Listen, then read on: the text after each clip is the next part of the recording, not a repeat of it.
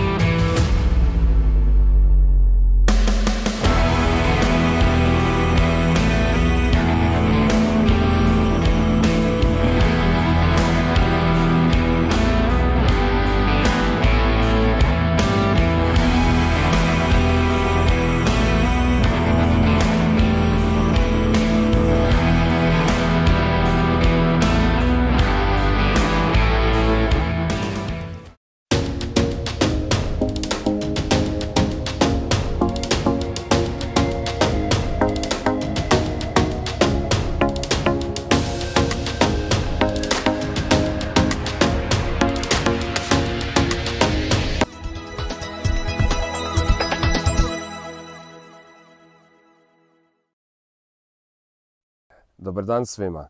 Vozimo se već tjedan dana sa novom Toyotom BZ4X. To je prvi potpuno elektrificirani model Toyote koji uopće nema benzinski motor nego samo radi na bateriju. Što znači BZ4X? Beyond Zero 4X. Beyond Zero znači da ovaj model koji ide ispod nule, u smislu da je Toyota odlučila da neće samo karbonski otisak na planet Zemlju biti nula, nego planira ići ispod nule.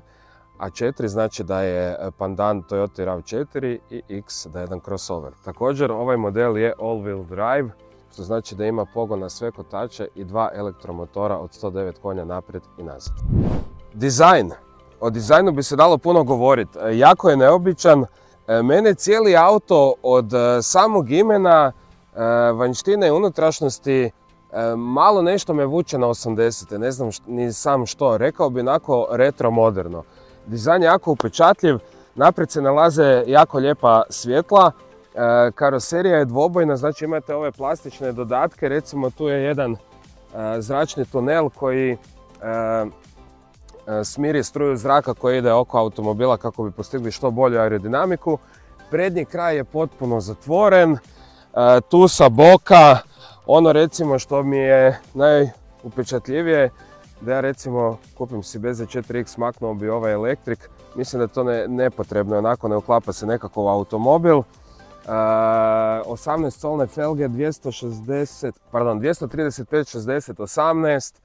18, klasična nekakva crossoverska linija, ali onako ima recimo, pogledajte koliko kutova, 1, 2, 3, 4, puno toga su napravili, ali u nekakvoj skladnoj cjelini. Znači, nakon otprilike cirka 25 automobila koje smo testirali na ovom kanalu, moram priznati da je ovaj apsolutni broj 1. A to po čemu je taj auto broj 1 je kvaliteta. Znači, danas nema jednostavno lošeg automobila. Jednostavno nema lošeg automobila. Svi auti koji sam testirao dao bi im ocjenu onako za kvalitetu izrade 4 ili 5. Ali za ovu Toyota jednostavno moram dati ocjenu 5+. Ne znam, profesori smiju dati ocjenu 5+, ali recimo, jel postoji uopće ocjena 5+? Ali ja bi za ovaj auto dao ocjenu 5+. Jednostavno tako je sve lijepo napravljeno. Ono gdje god ga pogledate, sve je u milimetar identično, simetrično, lijevo, desno.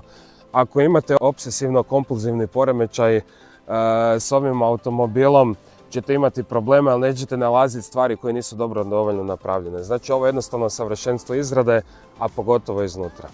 Zadnji kraj mi se jako sviđa, ima ovu modernu liniju, a to je isto bilo 80-ih.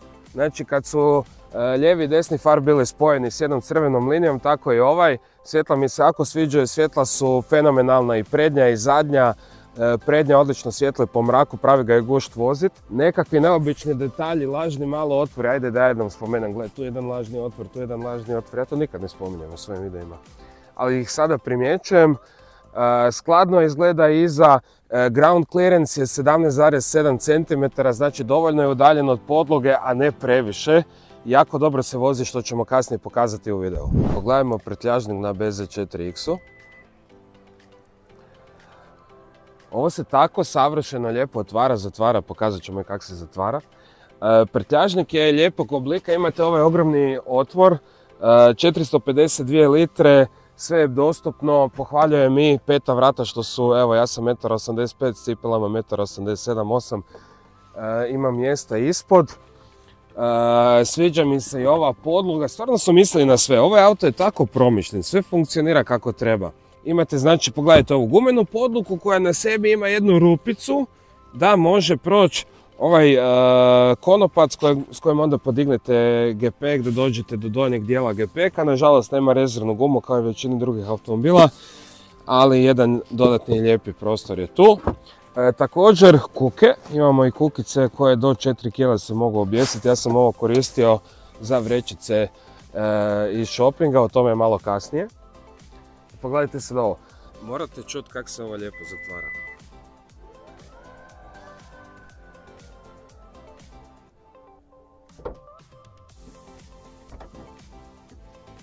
Savršeno. Imamo li franka? Nemamo, imamo zato ogroman tu električni sklop. Ovo tu je pretvarač izmjenične u direktnu struju, ispod toga je motor, nažalost nemamo nikakav frank. Dva detalja moram tu primijetiti, daj dođi molim te. Pogledajte kako je ovo pedantno napravljeno, znači ovo je jedna vrsta silikona koja štiti ove tu sve spojeve i na skoro svakom autu bilo to nanosio robot, bilo to nanosio čovjek, morao je nešto popraviti pa onako kao s kistom. Ovdje je tu sve savršeno naneseno. Druga stvar koja mi se jako svidjela, ovako. Vidim da je ovaj auto napravljen za američke small overlap testove, ja to uvijek volim pogledati, za SORB test. I sviđa mi se kako su to jednostavno, a efikasno. To je taj Toyotin Kaizen, to je taj Toyotin TQM način rada gdje se stalno nastoji poboljšati postojeći proizvod i napraviti najbolji proizvod uz što manji utrošak energije, što manje otpada i tako dalje.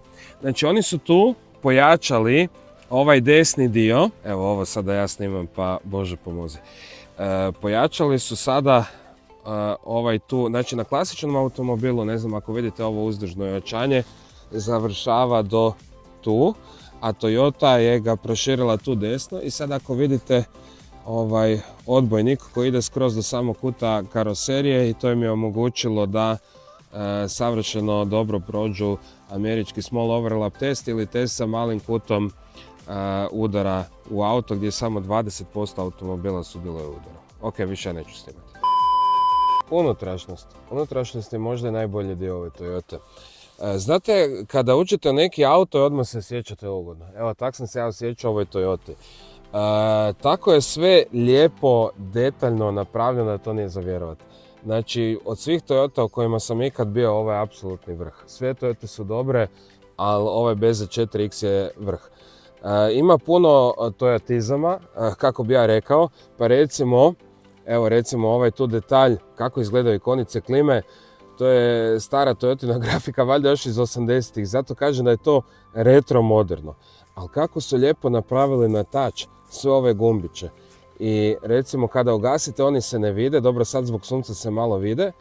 Kada upalite, pardon, sad ćemo ga upaliti. Samo malo, evo ga. Još niti na jednom autu nisam vidio da ima automatsko grijanje siceva i volana. Znači na ovom automobilu je automatsko grijanje siceva i volana i on sam odlučuje koliko treba da vam bude toplo kad stavite na automatski mod rada i savršeno je pogođeno. Ajmo dalje. Položaj za volanom, kao što sam rekao, odličan. Ovaj volan je dosta mal i shvatio sam da je to samo stvar navike. Zašto? Zato kad sam, ne znam, nakon 4-5 dana sjeo svoj normalni auto sa velikim volanom, imao sam osjećaj da vozim kamion. A sad mi je ovo novo normalno. Sviđa mi se recimo ova plastika, tak je neobično moderno izgleda sa ovim displejem koji zapravo predstavlja jednu vrstu head-up displeja jer je točno u polju vida kad gledate cestu. Ovo tu vam je senzor koji prati oči i taj senzor čim 3 sekunde ne pratite cestu izdaje upozorenje da morate gledati cestu, neke pute malo iritantno, ali dobro. Šta mi se još sviđa? Sviđa mi se kod svih električnih automobila što imate puno mjesta tu, pa imate tu još jedan dodatni prostor za mobitel, USB-C, 12V utičnicu, ovaj naslon za ruke. Kad ga dignete, jedan veliki prostor je tu, evo tu nam je fotić, 2 cup holdera i to bi bilo to. Mislili su na sve, znači tu je isto lijepo sve obloženo filcom dole, tu je guma. Toyota je napravila jedan zaista vrhunski automobil sa odličnom unutrašnjosti. Evo tu je malo onako tkanina, nema recimo suvozačkog pretinca da bi se oslobodilo više mjesta unutrašnjosti, ali dobro, meni to ne smeta, ali imate na drugim negdje mjestima gdje možete to staviti. Da, ajde ovako. Ja sam baš htio naći nešto što je onako malo jeftino na ovom autu, jer mi je sve bilo onako korektno ili odlično, a izrada vrhunska. Pa traži Ivane i našao sam. Ovo je nekako onako šupljikavo, a i ovo isto bi recimo bilo bolje da je malo dampirano, ali nema veze. To ne smanjuje doživljaj ove unutrašnjosti koja je zaista odlična. Stvarno mi je bio gušt se voziti s ovim automobilom po danu, po noći. Jako dobro izoliran, jako je tih. Audio sustav je odličan, zvuk je stvarno vrhunski, nije JBL onaj top model Toyota, ali ovome iskreno ništa ne fali. Što se tiče tableta, stvarno je dobro napravljen, lijepa je rezolucija, lijepo se vidi, nemam nikakvu zamjerku, osim ove.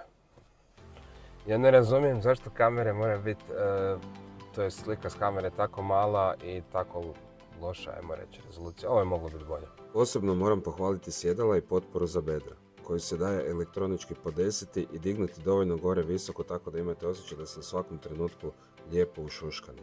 Sjedala su udobna i pravo je zadovoljstvo putovati u njima. Sva vrata se jako dobro zatvaraju, jako lijepo, precizno, prava Toyota, svaka čast. Fakat ovdje ima mjesta iza. Evo, moji klinci su tu putovali, jedna sjedalica je još tu. 2 cup holdera, prostor za mobitel, 2 USB-C-a, grijanje iza. To je to, mjesta za glavu. Ugodno, fino, fini materijali, sve je u redu. Kakav je BZ4X po gradu? Odličan. Nije turbo udoban, ali je jako udoban. Ima jednu onako pozitivnu tvrdoću, jako lagano se vozi, električni je, sluša komande volana, gasa, sve onako perfektno kako bi i trebalo, tih je, zaista odličan. Jedna stvar koju su na Toyota jako dobro napravili je rekuperacijsko kočenje. Nema modove iza volana, nego jednostavno kad dignete nogu s gasa, ajmo reći da koči ko nekakav prosječni auto, puni bateriju. A onda kad stisnete još ovaj tu gumb, one pedal drive, onda puno jače koči. Neće stati do kraja, nego će onako usporiti do recimo 7-8 km/h i onda morate stisnuti kočnicu. Meni je ovo recimo jako dobro riješeno i onda ja znam se igrat većinu vremena ne vozim one pedal drive, a kada recimo imam nekakvo veće kočenje ili nizbrdo, onda uključim one pedal drive i sam ga tup i to je to. Također, još jedna stvar, mi smo s ovim autom otišli malo na put. Otišli smo u Ljubljanu na božićni shopping. Moja žena je tamo htjela ići na shopping, pa ajmo reći spojiti ugodno s korisnim, išli smo s Toyotom. Jako je lijepo s njom putovati, jako je ugodna. Ima one sve sustave zadržavanja u voznoj traci, praćenja prometa, prati vaš vid. Malo se naljuti na mene, pa je onak Toyota dobro šta hoće, stalno trebam gledati cestu, držati volan i tak dalje na autocesti. Šalim se, ali zaista na autocesti ovaj auto praktički se vozi sam. Vi samo nadgledate što radi, držite malo volan. Evo ga, mora je zadimiti, eto ti. Evo, gledaj. Rolling call. Uglavnom, bilo nam je super. Ja sam ostavio ženu tamo u shoppingu, nek ona uživa, išao je friend jedan sa mnom. Otišli smo do centra Ljubljane, usput smo uspjeli i besplatno napuniti auto, odnosno dopuniti auto. Prošetali se po centru, provozali, imamo hrpu kadrova. Također tamo sam upoznao jednog još frenda, pa ćemo njega sad pokazati. I tako, baš nam je bilo lijepo. Što se tiče dometa, u ovo sada hladno vrijeme, domet je cirka 300 km. Po VLTP-u 450, ja vjerujem da je to toplije vrijeme moguće, sada kada je hladno baš i ne. Evo, trenutačni prosjek mi je 23,2 kW za 100 km, baterija ima 71 kW. Ono što moram pohvaliti je da dosta dugo puni Nisam probao jače od 50 kW punjače, ali dosta dugo puni 50 kW ili jako blizu 50 kW, čak i kad pređe 60 i 80%, tako da to mogu pohvaliti. Toyota toliko vjeruje u svoje automobile da nudi do 10 godina jamstva. Na BZ-X4 to uključuje čak i bateriju. Toyota jamči da će baterija zadržati najmanje 70% kapaciteta do 10 godina, odnosno 1.000.000 km. Postoji jedan X mod, evo nisam da budem iskren to uopće iskušao. Sutra vraćam auto, bilo mi ga je žao zaprljati jer je tako čisti nov i sada mi je iskreno ga žao, ajde isprobat ćemo samo za video. Znači X mode snow i dirt, znači snijeg i prašina, i deep snow, duboki snijeg i mud ili odnosno blato. Auto je automatski aktivirao mod za spuštanje niz brdo. Evo možemo se sad lagano spustiti. Evo automatski koči, što mi se jako sviđa. Ajde da vidimo na čemu se poznaju junaci. Kad se stane i kad se krene, u ovom ćemo slučaju sam probati malo rikverc. Ništa bez problema, doduše ovdje ima kamenja pa je dobra cesta. Evo malo se igramo sa BZ4X, uživamo u offroadu. Nije ovo nekakav ozbiljan offroad, ali ovak zagušti da se provoziti. Evo već dugo nisam ovo isprobao, a to je torziona čvrstoća automobila. Vidite da auto je samo na 2 kotača, to jest na 3. Ovo je Toyotica. Znači, karoserija se nimalo ne piga, ovo je jedan od čvršćih automobila koje sam vozio. BZ4X je napravljen na novoj Toyotinoj ETNGA platformi i ima 2 brata blizanca, a to su Lexus RZ i Subaru Solterra. I sad ono što je meni zanimljivo kod Subaru Solterra, inače by the way Toyota je vlasnik Subarua, da mislim da dosta tih voznih osobina Subarua su precrtane na ovaj auto. Znači on ima 2 elektromotora od 109 konja naprijed i iza, ukupno 218 konja, cirka 340-350 Nm. Na startu tako jako udara da imate osjećaj da ima zapravo oko 400 konja, recimo kako kreće s mjesta. Ono što je meni zanimljivo gdje vidim taj nekakav, ajmo reći od Subarua DNA, je kod izlaska iz vrlo kratkih oštrih zavoja po 90 stupnjeva, gdje dolazi do laganog, kako pravilno izvedete, rotiranja zadnjeg kraja. Inače, auto jako sigurno se vozi, nije namijenjen za nekako ultra jurcanje, ali može zaista potegnuti i po zavojima. Morate imati na umu da ipak je težak 2 tone čak. Znači, to nije mala masa, to je zaista impresivna masa. Cijena Toyota BZ4X je trenutačno na akciji. Ovaj Executive model košta 56.000 eura. Hvala svima što pratite, što ste se pretplatili. Vidimo se uskoro u sljedećem videu.